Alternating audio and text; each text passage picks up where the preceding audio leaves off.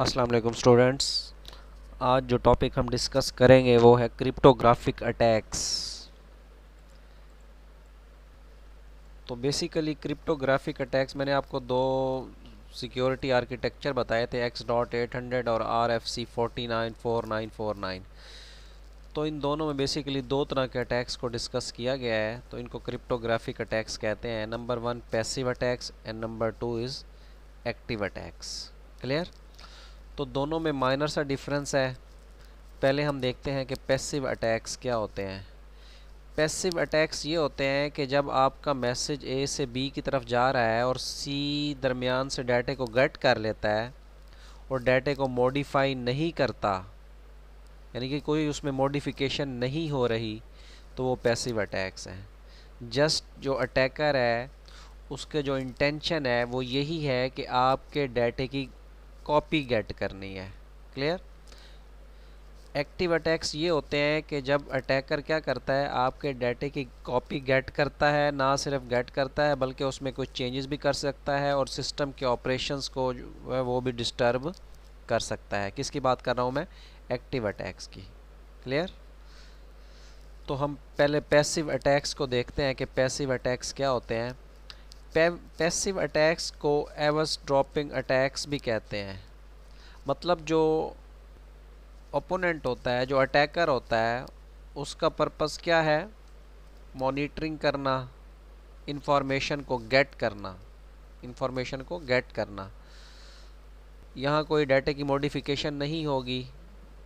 Clear? ये एक diagram है, इसको अगर हम देखें तो इसमें देखें हमारे पास 3 यूज़र हैं, बॉब है, एलाइस है, डार्थ है। बॉब सेंडर है, एलाइस रिसीवर है और जो डार्थ है ये बेसिकली अपोनेंट या अटैकर है। क्लियर? अब किस तरह बॉब ने मैसेज भेजा है एलाइस की तरफ और डार्थ उसकी कॉपी गेट करता है, तो बेसिकली पैसिव अटैक्स को दो कैटेगरीज में डिवाइड किया जा सकता है। यानी कि पैसिव अटैक्स की दो फर्दर टाइप्स हैं। नंबर 1 जो टाइप है वो है release of message contents. Release of message contents, इसकी एग्जांपल बिल्कुल इसी तरह ही है कि एक टेलीफोनिक कन्वर्सेशन हो रही है और उस कन्वर्सेशन के दौरान थर्ड पार्टी क्या करता है, अटैकर क्या करता है, आपकी जो गुफ्तगू हो रही है उसको गेट कर लेता है। जो कॉन्फिडेंशियल इन्फॉर्मेशन आप पास कर रहे हैं यूज़र ए से यूज़र बी की तरफ, अटैकर उसकी कॉपी गेट कर लेता है, उसको लिसन कर लेता है। तो बेसिकली इसको हम कहेंगे release of message contents. Clear? जो सेकंड टाइप है वो है ट्रैफिक एनालिसिस। ट्रैफिक एनालिसिस में यूज़र डाटे की कॉपी गेट नहीं करता बल्कि जो डाटा जा रहा है उसके फ़्लो को देखता है, उसको एनालिसिस करता है। इस फ़्लो के एनालिसिस के नतीजे में क्या उसे पता चलता है? उसको पता चलता है फ्रीक्वेंसी के मैसेज किस फ्रीक्वेंसी से जा रहा है, लेंथ ऑफ मैसेज के मैसेज किस लेंथ का जा रहा है और मैसेज किस की तरफ से जा रहा है। इस यूज़र के बारे में भी हो सकता है कि एनालिसिस में उसको पता चल जाए। क्लियर? तो ये बड़ी इंपॉर्टेंट बात है। ये दो टाइप्स जो हमने डिस्कस की हैं, ये दो टाइप्स हैं किसकी? पैसिव अटैक्स की। तो पैसिव अटैक्स, ये बड़ी इंपॉर्टेंट बात है कि passive attacks are very difficult to detect. इनको डिटेक्ट करना डिफ़िकल्ट है। क्यों? क्योंकि यूज़र ए से बी की तरफ इंफॉर्मेशन जो चाह रही है वो चेंज नहीं हो रही, तो यूज़र ए और बी को पता नहीं चलेगा कि दरमियान में यूज़र सी ने डाटे को क्या कर लिया है? गेट कर लिया है। क्लियर?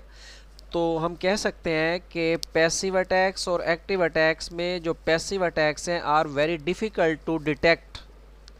इसीलिए हम ये चाहते हैं कि पैसिव अटैक्स को क्या किया जाए? प्रिवेंट किया जाए रादर देन डिटेक्ट। कि डिटेक्शन तो आप कर नहीं सकते, तो प्रिवेंट किया जाए, रोका जाए कि किसी तरह पैसिव अटैक से बचा जा सके।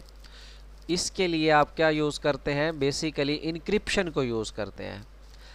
किसको यूज़ करते हैं? इनक्रिप्शन को यूज़ करते हैं कि किसी हद तक आप अपने डाटे को क्या कर सकें? बचा सकें कि आपका जो डाटा है जो अटैकर ने गेट किया है वो उसी फॉर्मेट में ना हो जिस फॉर्मेट में आपने सेंड किया है। आप अपने डाटे की शक्ल चेंज कर दें तो वो इनक्रिप्शन कहलाती है। क्लियर? तो ये थे हमारे पास पैसिव अटैक्स की टाइप्स और पैसिव अटैक्स के बारे में कुछ अहम पॉइंट्स। अब हम बात करेंगे एक्टिव अटैक्स की।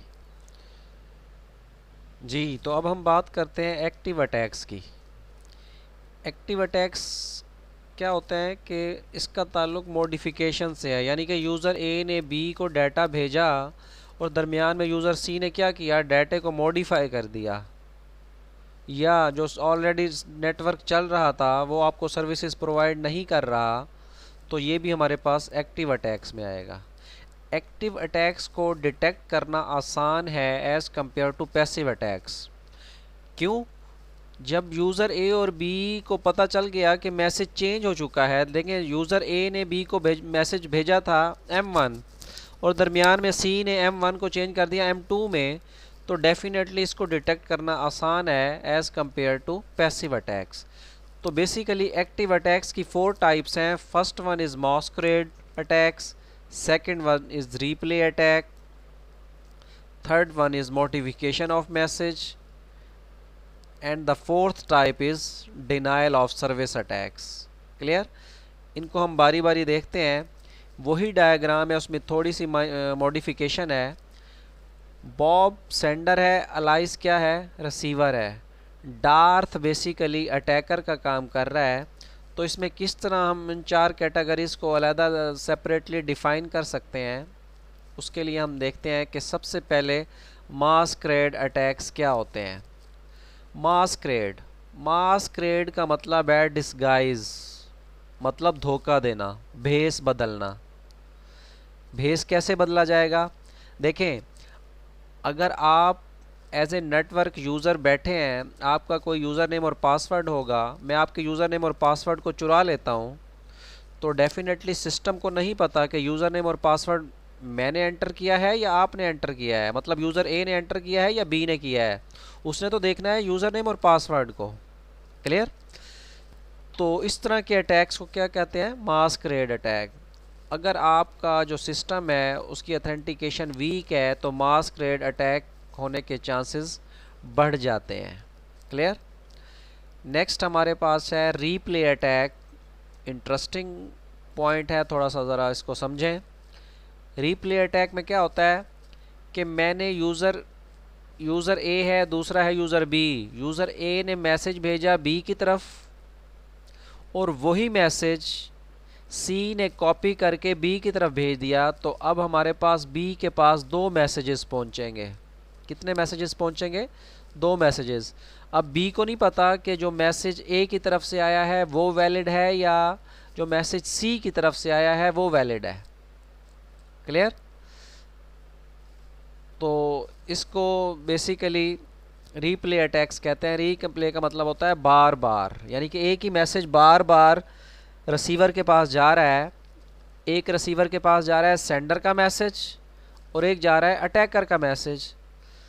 तो बेसिकली रिसीवर को नहीं पता कि मैसेज जो है वो अटैकर वाला ओरिजिनल मैसेज है या जो सेंडर ने भेजा है वो ओरिजिनल मैसेज है।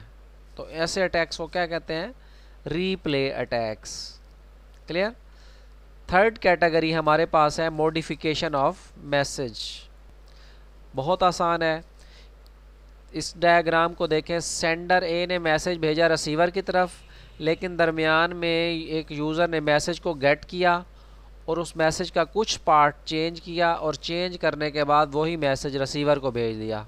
एग्जाम्पल देखें, यूज़र जो सेंडर है उसने भेजा था allow John Smith to read confidential file, जबकि जो अटैकर है उसने उसको मॉडिफाई किया। जॉन स्मिथ की जगह पे उसने नाम चेंज कर दिया, उसने कहा allow Fred Brown to read confidential file. तो पार्ट ऑफ द मैसेज जो है चेंज करने से कितना बड़ा इम्पैक्ट पड़ा है आप देख सकते हैं कि पूरे मैसेज का जो मीनिंग है वो चेंज हो चुका है। क्लियर? एंड लास्ट जो टाइप है वो है डिनायल ऑफ सर्विस, कि आपका नेटवर्क आपको सर्विस प्रोवाइड कर रहा था, अचानक वो आपको सर्विस प्रोवाइड नहीं करता किसी भी रीज़न से, तो वो हम कहते हैं डिनायल ऑफ सर्विस हमारे पास अक्कर हो चुकी है। कैसे अक्कर होगी?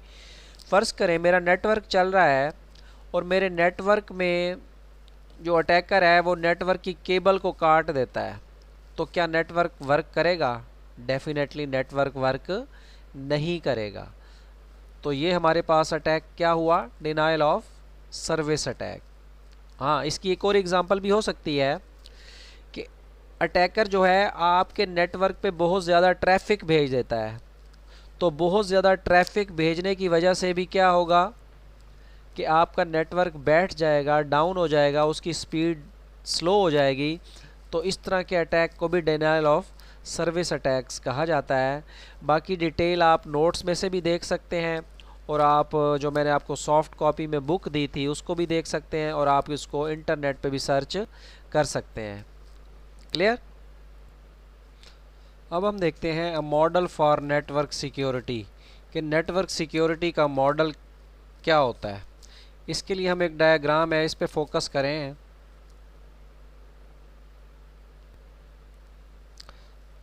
ये हमारे पास डायग्राम है, इसमें सेंडर है जिसने मैसेज भेजना है, और रिसीवर है जिसने मैसेज को रिसीव करना है। थर्ड पार्टी को आर्बिटर या डिस्ट्रीब्यूटर भी कहते हैं, जो कि दोनों के दरमियान कीज़ को डिस्ट्रीब्यूट करवाएगी। यानी कि थर्ड पार्टी ने एक की दी सेंडर को और वही की दी रिसीवर को, तो वही मैसेज को इनक्रिप्ट और डिक्रिप्ट कर सकते हैं। क्लियर? अब इसको ज़रा समझें ये कैसे काम कर रहे हैं। जो सेंडर है रिसीवर है, इनको प्रिंसिपल्स कहा जाता है। क्लियर? सेंडर ने मैसेज को सेंड किया और यहाँ पे सिक्योरिटी रिलेटेड ट्रांसफॉर्मेशन परफॉर्म की गई, मतलब डाटे को इनक्रिप्ट किया गया। डाटे को क्या किया गया? इनक्रिप्ट किया गया। अब ये आपका इनक्रिप्टेड मैसेज जब आगे जाएगा तो डेफिनेटली इस मैसेज को आप सिंपल मैसेज नहीं कहेंगे बल्कि सिक्योर मैसेज कहेंगे। सिक्योर मैसेज आपका इंफॉर्मेशन चैनल के ज़रिए, information channel is nothing just like a connection. ये एक कनेक्शन है। ये कनेक्शन जो है वो हो इंटरनेट के जो TCP/IP कनेक्शन आप इस्टेब्लिश करते हैं, ये वही बेसिकली TCP/IP कनेक्शन है। क्लियर? आपका सिक्योर मैसेज जो है रिसीवर के पास गया, रिसीवर ने क्या किया? वही ट्रांसफॉर्मेशन अप्लाई की, तो मतलब डिक्रिप्शन परफॉर्म हुई। सेंडर साइड पे इनक्रिप्शन परफॉर्म होती है और रिसीविंग साइड पे डिक्रिप्शन परफॉर्म होगी। क्लियर? तो अपोनेंट ने कोशिश की कि मैसेज को इस चैनल पे अटैक किया जाए और मैसेज को गेट किया जाए। अगर वो इसको गेट भी कर लेता है तो हमारे पास इनक्रिप्टेड मैसेज है, जो कि हमारे लिए, अगर इसको अपोनेंट गेट भी कर लेता है तब भी हमारे लिए इतना नुकसानदेह नहीं है। तो इस तरह एक अपना हमारे पास एक क्या होता है? मॉडल होता है, नेटवर्क सिक्योरिटी मॉडल इसको कहते हैं। क्लियर? तो एक और मॉडल हम डिस्कस करते हैं। इसके लिए बेसिकली जो हमारे पास है, 4 चीज़ों का आप ख्याल रखते हैं इस तरह के मॉडल में, कि आपने जो एल्गोरिदम डिज़ाइन करना है वो स्ट्रॉन्ग हो, सीक्रेट इन्फॉर्मेशन जो जनरेट करनी है वो एल्गोरिदम में यूज़ करनी है आपने। तो ये 4 पॉइंट्स हैं, इनका आपने ख्याल करना है। क्लियर? अब हम देखते हैं journal model for network security क्या होता है। उसमें ये देखें, ये आपके पास journal model for network security है। इसमें आपके पास ये आपका सिस्टम है जिसमें डाटा है, प्रोसेसेस हैं, सॉफ्टवेयर्स हैं, मेमोरी है, IO डिवाइसेस हैं, इनको आपने सिक्योर करना है। क्लियर? देखिए, अपोनेंट जो है, अटैकर जो है, वो ह्यूमन भी हो सकता है, सॉफ्टवेयर भी हो सकता है। अगर अपोनेंट ह्यूमन है तो उसको हैकर कहेंगे, और अगर अपोनेंट सॉफ्टवेयर है तो उसको वायरस या वॉर्म कहेंगे। क्लियर? उसने एक्सेस चैनल को पर उसने रसाई हासिल की और आपके सिस्टम तक दाखिल होने की कोशिश की। यहाँ हमने लगाया हुआ है gate keeper function. Gate keeper function is nothing just like a login password. समझें कि ये आपका लॉगिन पासवर्ड है जो कि अथेंटिकेट करेगा कि ये यूज़र वैलिड है या नहीं है। अगर यूज़र वैलिड होगा तो उसको एक्सेस दे दी जाएगी, अगर यूज़र वैलिड नहीं होगा तो हमारा जो गेट कीपर फंक्शन है उसको यहीं पे रोक लेगा। क्लियर? लेट्स से अगर गेट कीपर फंक्शन जो है नाकाम हो जाता है, अपोनेंट इसको बाईपास कर जाता है और हमारे सिस्टम तक रसाई हासिल कर लेता है, तब क्या होगा? तब जो सेकंड लाइन ऑफ डिफेंस है वो हमारे सिस्टम की इंटरनल सिक्योरिटी है। हो सकता है हमने कोई एंटीवायरस इंस्टॉल किया हुआ हो, वो हमें बचा सकता है in case of software attacks, या हो सकता है हमने कोई फायर वॉल्स लगाए हुए हों, जैसा कि विंडोज़ में आपको पता है कि फायर वॉल्स क्या होते हैं। इस पे हमारा पूरा एक चैप्टर है, उसको हम डिस्कस करेंगे after the mid term. Clear? Fire walls के ज़रिए आप सिक्योरिटी गेट कर सकते हैं। तो यहाँ पे हमने दोनों चीज़ों को सेव करना है, अपने डाटे को भी और सर्विसेज को भी। तो दो तरह के थ्रेट्स मौजूद हैं, information access threats and services threats. तो दोनों को हमने क्या करना है, डिनाई करना है कि हमने डाटे को भी बचाना है और अपनी सर्विसेज को भी कॉन्टीन्यूसली उसी तरह जारी रखना है जो कि अटैक से पहले वर्क कर रहे थे। क्लियर हो गया? तो ये था हमारे पास journal model for network security. I hope कि आपने कुछ अंडरस्टैंड किया होगा। ये मैंने आपको जस्ट समरी बताई है लेक्चर्स की, ताकि आप इसको समझने में आपके लिए आसानी हो। आप मज़ीद इसको इंटरनेट पे सर्च करके इसकी डिटेल के बारे में काइंडली पढ़ें, और अगर आपके पास कोई क्यूरी है तो आप मुझसे बिला झिझक क्वेश्चनिंग कर सकते हैं। क्लियर? इंशाल्लाह नेक्स्ट लेक्चर में मुलाकात होगी। Thank you.